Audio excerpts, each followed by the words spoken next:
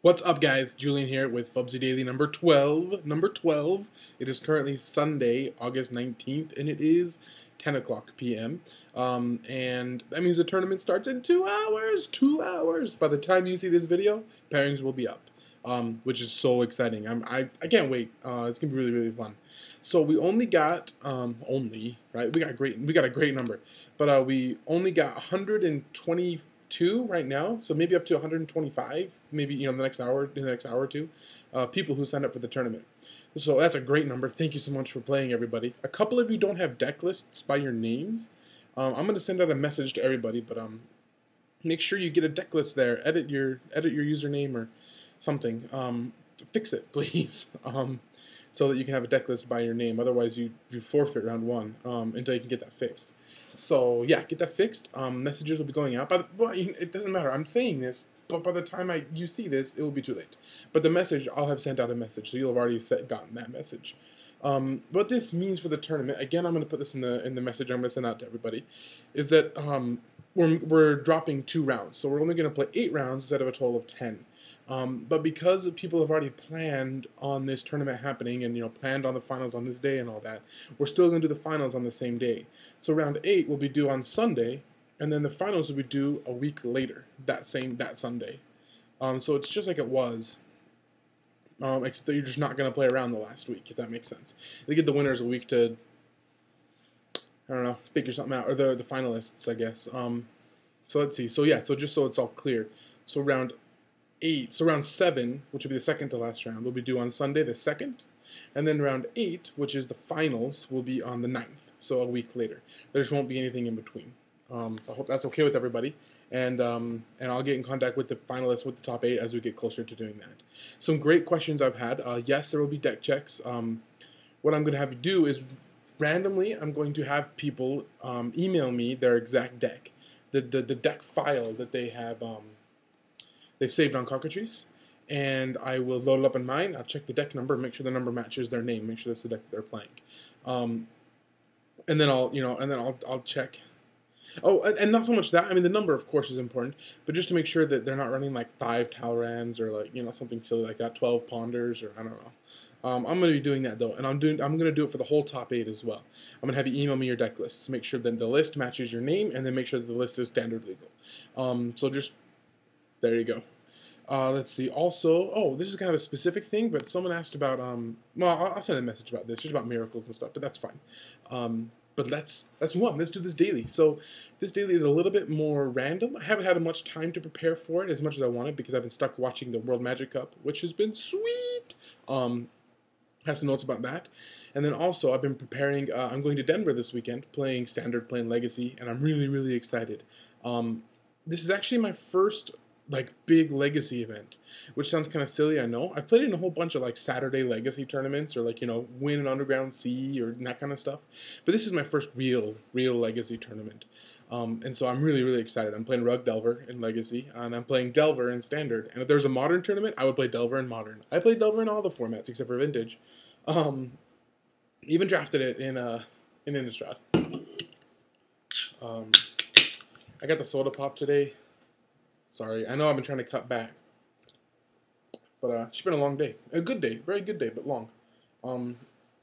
Teammates and I are kind of talking about what we're going to be doing for Denver, the deck we're going to be playing, kind of trying to hammer out a list. We're trying to do it a little bit earlier, by tonight or tonight or maybe tomorrow, so that we can then get together and grind a whole bunch of games. Maybe make some tweaks, but we want to make sure we have a list. And then the other thing I've been preparing for. So the PTQs have been announced. A lot of stuff was announced this week, but the PTQ locations and days have all been announced.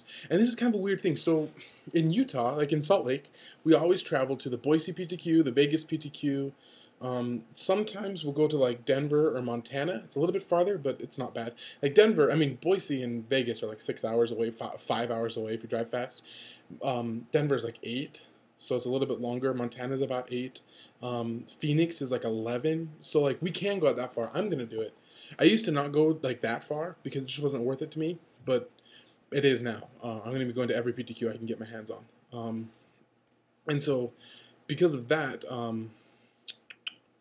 Oh yeah. So the schedules were announced, and it's kind of weird. Usually they're all grouped together, right? So and what we do is you guys should do this too. In Utah, we have a Salt Lake City I call the SLC PTQ traveling group, and in there it's just a group on Facebook where I've added like there's like 70 maybe 80 members right now, and then we start a thread for each PTQ and the location, like the store, and then in there people talk about getting rides and hooking up and all that kind of stuff. It's a great idea. If you are in your own state, or if you're in Utah, contact me, find me, and I'll add you in the group.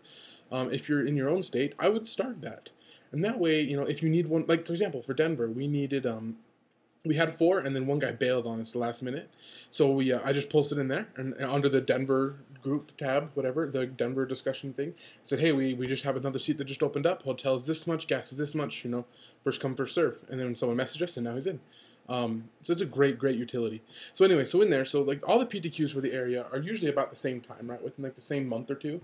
So just barely. We had like a PTQ in Utah in May, and then we had one in Las Vegas in the middle of July or June, and then like Boise was like the beginning of July, like within like 2 months of each other ish, like a month and a half.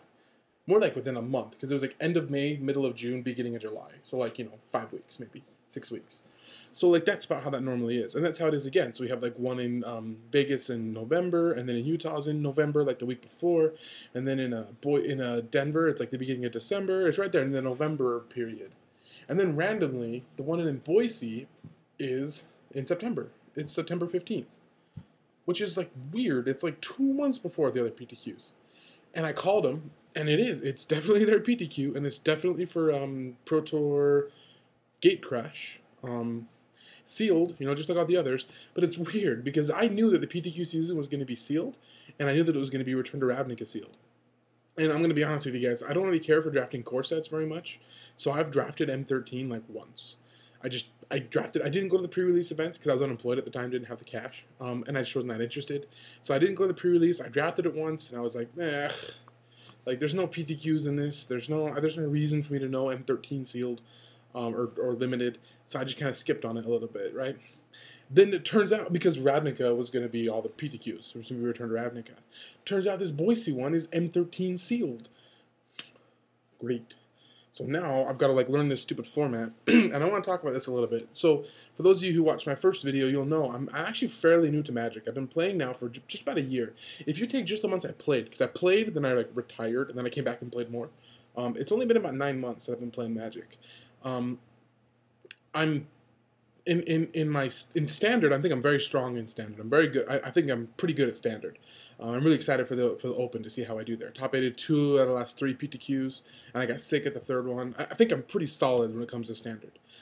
When it comes to constructed in general, I think I have a pretty good play style. I think I'm pretty. I feel comfortable with my skill when it comes to playing constructed. Not to say that I'm the best and have tons of room to grow, tons and tons of room to grow. But I don't go to, how you go to PTQs or you go to these big events just knowing you're going to 3 scrub out or something like that. I don't feel like that, right? I go in there knowing, okay, I know that I can get to this top 8. I know that I have the capacity to win this tournament. That's kind of how I feel going to Star City. Not like I'm going to win, right? But I know that I'm not just going to go there and scrub out. That hopefully I don't just scrub out, right? I feel confident that I'm going to do well. Same with Legacy, right? I feel confident that I'm going to do decently there because I have experience playing constructed all the time, even modern, But limited, I am terrible at limited. I'm pretty good at playing the cards. Once again, you give me the deck, right? If you could have a 2-person limited, 1 person drafts, the other person plays, I can play it really well because it's playing Magic. But the actual drafting or building a sealed deck, I just don't have experience doing it. I just don't have the experience I wish I had doing it. I've only been around for 3 pre-releases. I did New Phyrexia, and then I did Dark Ascension and Avacyn Restored. 3 pre-releases. That's it. And drafting, I drafted Avacyn Restored like a mofo because that was so easy. You just draft green-blue, and even if there are 4 of the 8 of you drafting green-blue, it was still fine. It didn't matter. But other than that, I really haven't drafted anything besides Avacyn Restored. A little bit of Dark Ascension in Innistrad, and a tiny bit of the New Phyrexia drafting, but that's it. I've probably done less than 30 drafts in my life. Less than 30 sealed events, I would say. And that's where my weakness is. Because when I talk with people about this Boise PTQ, and I'm yeah, I'm pretty nervous. I got to practice a lot. and they say to me, it's just like every other core set. You just draft the core set, or you just a core set sealed. And I'm like, oh yeah, I've never done one of those before, so I don't know. I don't know what to draft. I mean, I guess blue-white flyers is always good, right? But I just don't know. So I have to work a lot on that. So that's actually been like pretty stressful on my mind. I'm gonna go to this PTQ, but I have to practice a lot of M13 sealed and like limited before I do it. It's just tough because like sealed and like limited in general is just, it's kind of like the lazy man's way of playing Magic a little, in a good way, right? It's a fantastic skill test, right? It's a fantastic way to play Magic, but you don't have to sit there and like tweak deck. There's a reason all the pros love limited and they don't play as much constructed, right? And there's a reason for that. The Grand Prix of limited are the ones where everyone wants to go. All the pros, all the really good players want to go because you don't have to plan for it as much. You don't have to tweak a deck and adjust the sideboard just right. There's not as much planning going into it. And now you might disagree, right? But I'm in contact with pro players. I know some pro players. This is how it goes. So if you disagree, I apologize, but you're just incorrect, right? The pro players, they prefer limited because you don't have to prepare as hard for it. Because limited draws on your your internal Magic skills, right? Less than understanding the meta, right? I mean, you still have to understand limited, but John Finkel could not play Magic for 3 years and then come in and just draft a set with like never seeing it, and he'd do great. He would not do the same with constructed. It wouldn't be the same. It's not possible. It's not the same kind of Magic. No, I'm not trying to say that limited is easier. It's actually tougher. I think limited is harder to play. What I'm saying is all these great players are going to be in Boise, and they're not going to have to prepare very much because of their skills they already have in limited. They translate so well across to every limited format. Whereas me, I'm kind of going in there as the scrub on this one. I'm pretty nervous, but I want to do well. I just can't miss that opportunity to get on the Pro Tour. That's my dream. That's my goal, and I'm going to get there. And if this limited PTQ, if I can get them, if I can get the packs, if I can crack 3 bombs, 4 bombs in 6 packs, I mean, and just get lucky, I mean, then that's why I'm going, right? I mean, maybe get a bit of lucky. You have to get lucky to win a PTQ a little bit, right? It's not 100% skill. Because that's what I've heard, is that skill gets you to the top 8, but you got to get lucky sometimes to win the whole thing. But yeah, so I'm really excited. I'm really nervous. Been practicing a lot, but I have to kind of put that in the back of my mind until we get past Denver. So this week I'm going to go to Denver, and then after that I'm just going to draft M13 like every day, and do some sealed, practice some of that. Maybe I'll buy like a box or 2, and then I'll just get people to draft it and sealed with me, and I'll just keep the cards or whatever. I don't know, but I got to practice, and I'm really excited. I'm really excited. So, okay, let's talk about the World Magic Cup. So this was insane. This was intense. Holy cow, World Magic Cup. I learned a lot of limited there, right? The first 3 rounds draft. What a wild experience it was. I'm going to talk about some spoilers. I'm going to talk about the team that won. And I'm going to talk about the semis and the finals. And so I hope that if you haven't seen it yet, maybe you'll pause my video, remember where you were, and then go watch it all and then come back. It's a lot of content. But it's so worth it. It's so cool. So the first 3 rounds were draft. I don't really have any comments there. Again, I'm not great at limited. I'm decent, right? I can hold my own, but I'm not great. So I don't have any critiques or any comments really on the limited games. M13 seems to be pretty quick.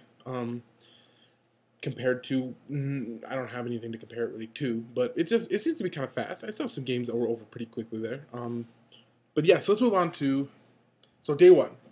So how day 1 was, there were, I hope I remember, 5 rounds of, so there's 3 rounds of limited, and then 5 rounds of standard, right?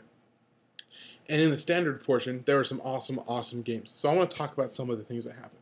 So we have game 4, round 4. Oh, this is really interesting. Okay, so before I get into these specifics, I want to talk about the biggest thing that I learned at this event. The biggest thing I learned is that even the best players in the world can make mistakes, and sometimes they can be back-breaking mistakes.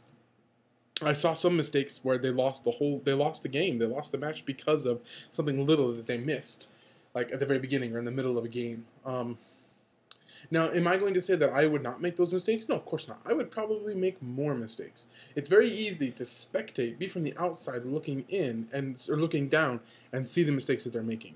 Even so, I do want to talk about them because hopefully it will help me and it'll help you to improve your game. So let's talk about round 4, which was Xiao versus Yurkovich. It was an awesome game.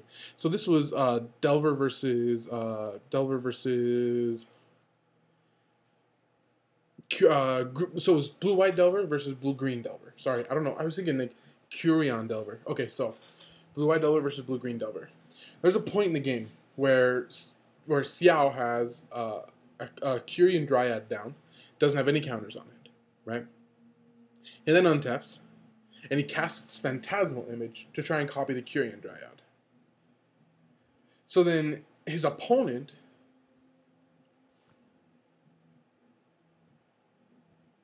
Is this right? Image, Gutshot?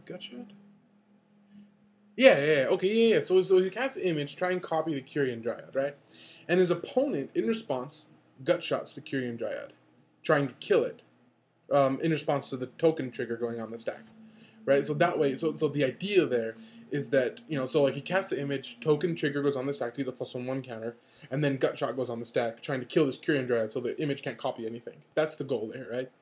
So then he responds by Gutshotting his own Curion Dryad, or maybe he Gutshot his opponent to the face, right? He Gutshot his opponent to the face to put a +1/+1 counter on it, right? So here that stack. So we have the Curion Dryad just chilling. We have image, and then the +1/+1 counter, and then Gutshot targeting the Curion Dryad to kill it, and then another Gutshot from Xiao targeting his opponent to put another +1/+1 counter on this Dryad, right? So the stack is kind of crazy. But everything ends up resolving, and the Dryad lives, and the image copies it. But Xiao forgets to put the second +1/+1 counter on his Dryad. He put one from the Gutshot, right? That's the Gutshot that he cast. He put one on from there. He never put the other +1/+1 counter on it from the image. He just never put it on there. It just, because there was so much crazy stuff going on, he just put the counter at 1 and not at 2. So, like, I noticed that, and then, like, as the game progressed, more and more things were happening, more trades were happening. His opponent ended up at 3 life, and he'd been swinging him with his Dryad like every turn, right, and hitting him. For more than 3 combats, right? It would have definitely mattered. His opponent ended up at 3 life when his opponent Yurkovich was able to swing back and kill Xiao. Now, if Xiao had put that second +1/+1 counter, if he'd remembered to put it on there, and if somebody had noticed that and told him to put it on there, he probably would have won that game, or his opponent would have at least had to make different plays so he didn't die. But instead, just because he missed that little thing, just that one little +1/+1 counter, he ended up losing that game. It lost in the game, just because he just missed it. And that was like a big thing, because like, I don't know how many times I've missed little things like that. Just the tiniest thing. Have you ever vapor snagged something, or been vapor snagged, and you put it in the graveyard instead of your hand by accident? I've seen that happen, right? Or you just forget to do something. There's another one we'll talk about a little bit later with Consecrated Sphinx, right? But if you forget to do something little like that, it can really make a huge difference. Playing tight is the best. I think that's the best way to go from being decent at Magic to being way better at Magic. I don't think it's, of course, there are a lot of important things. Of course, you need to be able to be great at theory crafting. You need to understand the game at a deep level. You need to, mind trick your opponent. You need to be able to read your opponent's mind as well. You need to be able to really get in there deep and understand Magic. Of course, all that is incredibly important. But to take you from at this decent level, like your 2/2 FNMs, up to winning FNMs and competing at PTQs, I think the most important step you could take, and the easiest step, is to just play sound, to play fundamentally sound, to not forget any triggers, to not miss anything, to never, to play everything the right way and to not miss anything. That will help amazingly. Don't ever forget things. Don't ever, I totally forgot. And that includes playing cards. Don't forget to play a land for the turn, or don't. I did this on Saturday. I forgot to. This is I'm going to sidetrack this story. I was playing at the Winnabox, and there was a point when my opponent had. When I had lethal, so I had a Delver and a Snapcaster and the Geist's Draft, right? So that's 6, 9, 11, and then my opponent was at 11. So I had Delver, Geist's Draft, Delver not flipped, Geist's Draft, and Snapcaster Mage. So I had pondered the turn on my turn, and I set up so the Delver was going to flip. Jitaxian Brub, who's going to flip. My opponent had no cards in his hand, so he drew and he put down like a swamp or something. He had nothing. He was stone cold. And I did the math, and I was like, all right, so I'll flip the Delver, swing in, kill him. It's exactly 11, perfect. And I was this happened this Saturday, right? I was like, yes, I'm gonna win. I think this was in the semifinals. It was a bigger anyway. So I'm like, oh, this is so awesome, I'm gonna win. I'm like, yes, I just gotta untap. I just gotta flip my Delver. So I untap. I draw my card, and then I'm like, oh, I didn't, and I forgot to reveal it. And it was a probe. I had set up this turn. I had already set it up. I knew it was gonna flip, but I was just thinking past that point. I was thinking to the whole flip, kill him part, and even into sideboarding a little bit, that I forgot to flip the Delver. I just drew the card.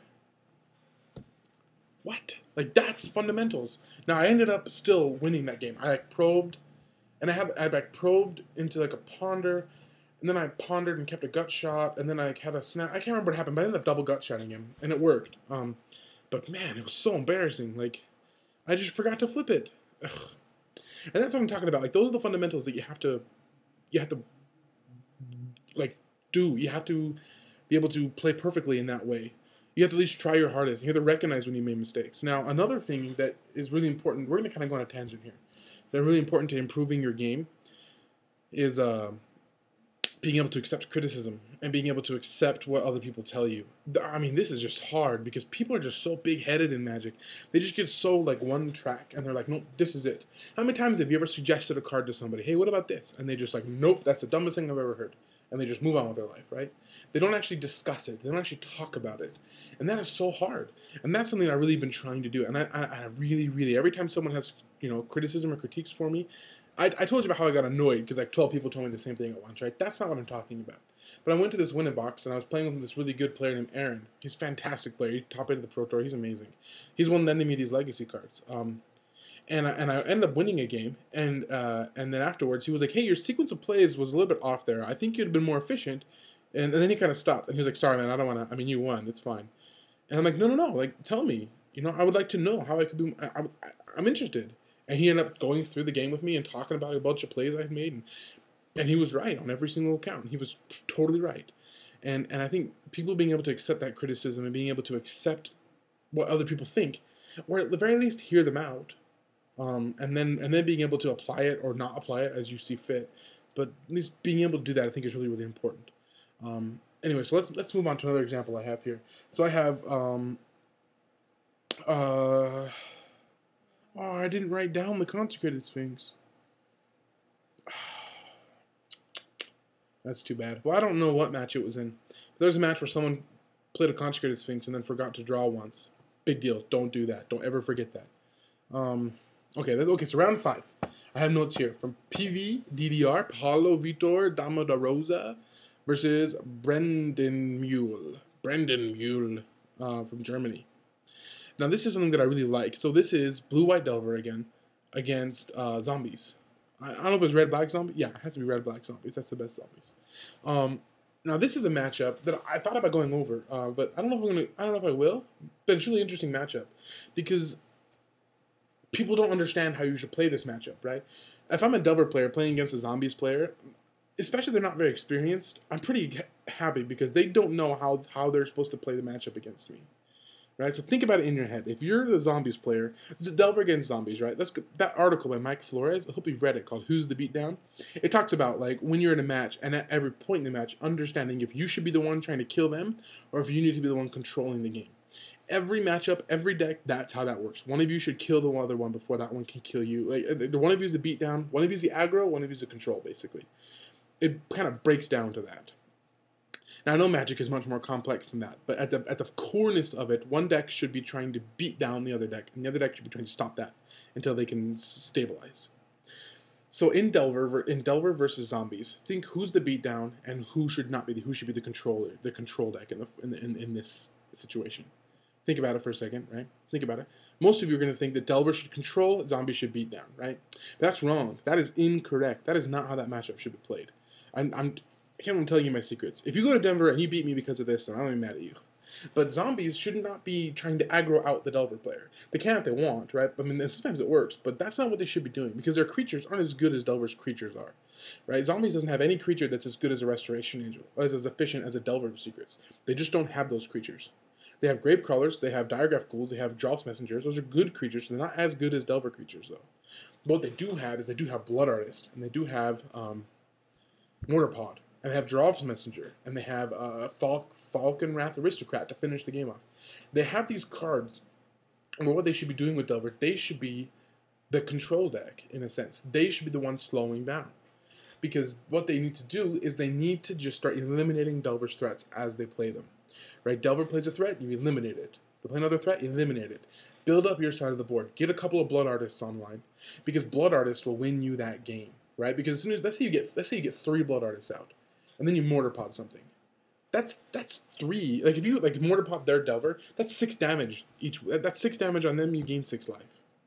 That's insane. That's insane. That's how zombies should beat this. That should beat Delver. It should be with Mortar Pod, Draw's Messenger, and Blood Artist.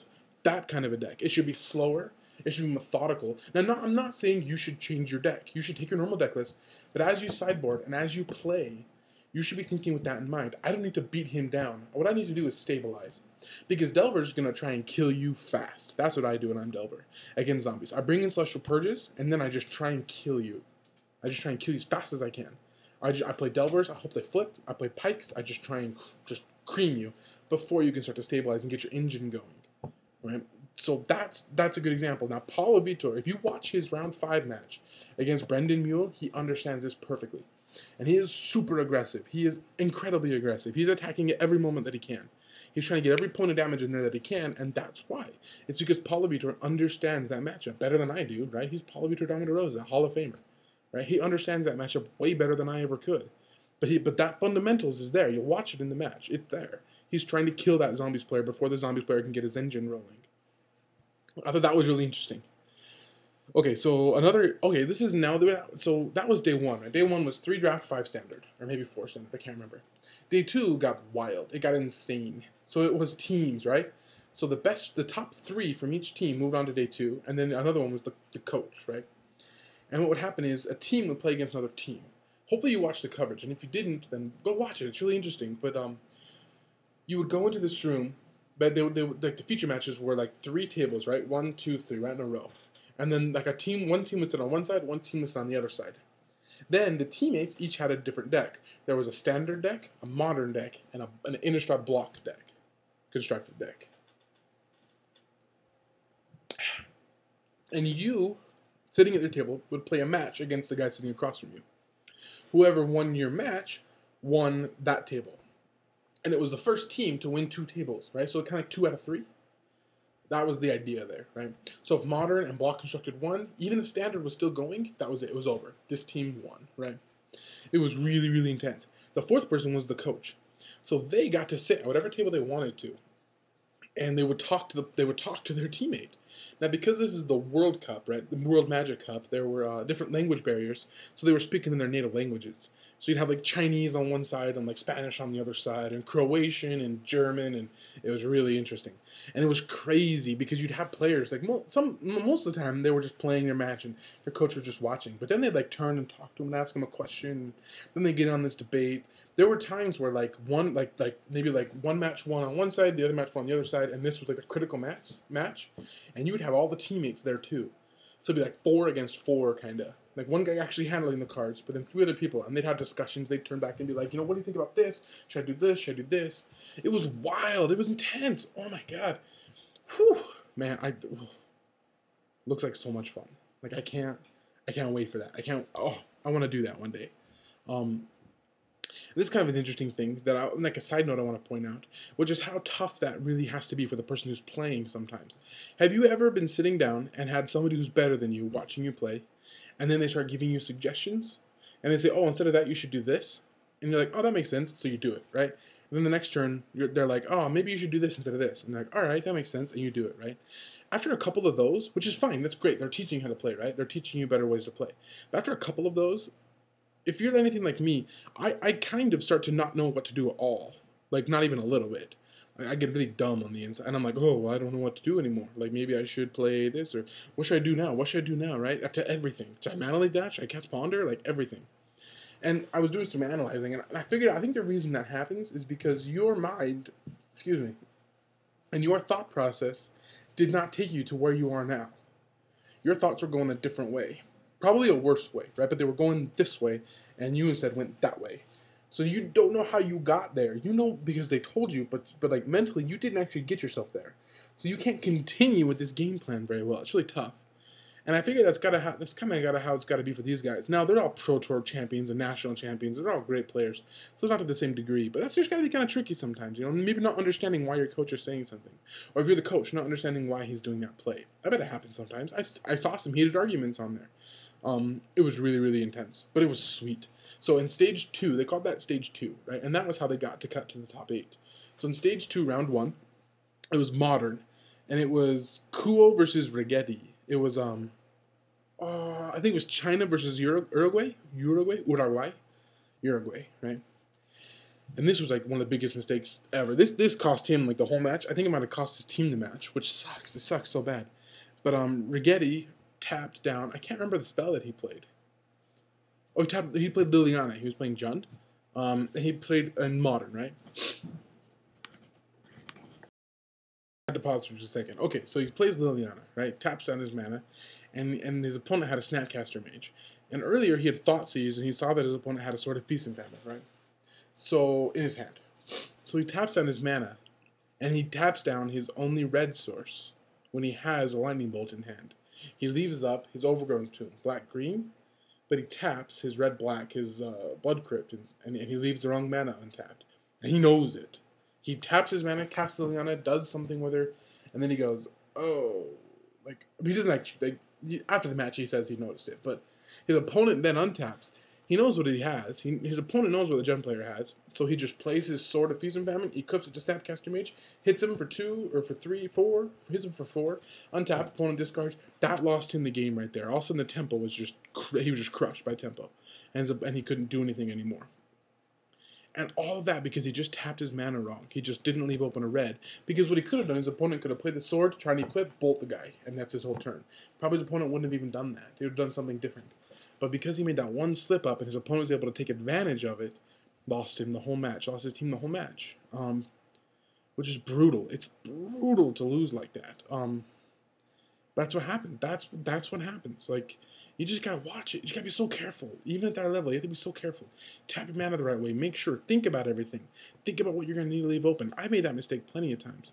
One of the easiest way to do it is to always make sure you tap your basics before you tap your duels.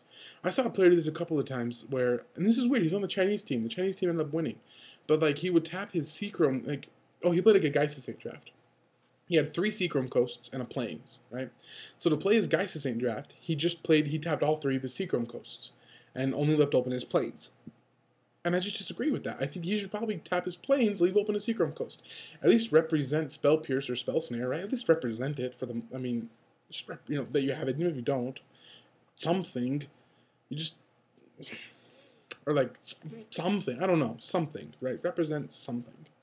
Anyway, oh, I'm tired. It was really good though. The Magic Cup was awesome. The finals was really intense. Puerto Rico against China, and China pulled it out. Oh man, it was really good. I recommend you guys go watch that like immediately. I learned so much from watching that. Now it's really long. The coverage is really long, but it's totally worth it. It's totally worth it. Anyway, I can't think of anything else I want to talk about that. It was just all so awesome. Can't wait for Denver. And this is a little bit of a shorter, I don't know, it's 30 minutes long. That's fine. I'm trying not to go to the full hour like I was doing. I think people start to lose interest. On YouTube, you can kind of see like your like an analytics, like analysis basically. They call it analytics of your videos, and I can see viewers start to drop off after like the 30-minute mark. It goes from like pretty much boom, people just die. So I'm trying to not record quite as long.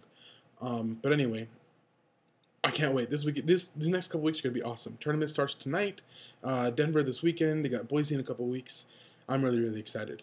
Thanks for watching. I really appreciate it, guys. I appreciate all the emails I've been getting. I want to let you know I've gotten people asking for help on decks and things like that. I haven't been able to answer all your emails. I'm really sorry about that. It's not that I don't want to talk to you or that I don't want to chat.